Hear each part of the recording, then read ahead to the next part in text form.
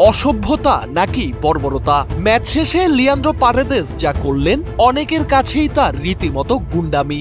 এমন high voltage match শেষে উত্তপ্ত বাক্য বিনিময় নতুন কিছু নয়, কিন্তু একজন ফুটবলারের শরীরী ভাষা যখন নিয়ন্ত্রণ হারায় তখন সেটি আর ক্রীড়াসুলভ আচরণের মধ্যে পড়ে না। শেষ বাঁশি বাজার পর স্পেনের এরিক গার্সিয়া কিছু একটা বলতেই ক্ষিপ্ত হয়ে ওঠেন পারেদেস। তেরে গিয়ে গার্সিয়ার গলা চেপে ধরেন, ধাক্কাও দেন। পরিস্থিতি আরো খারাপ হওয়ার আগেই আর্জেন্টিনার কোচ লিওনেল স্ক্যালোনি এসে গার্সিয়াকে সরিয়ে দেন।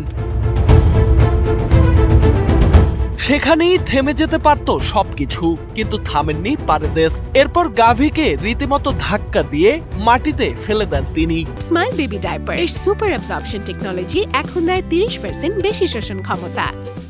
পুরো ঘটনায় তার শরীরী ভাষা ছিল পাড়ার দাদাদের মতো।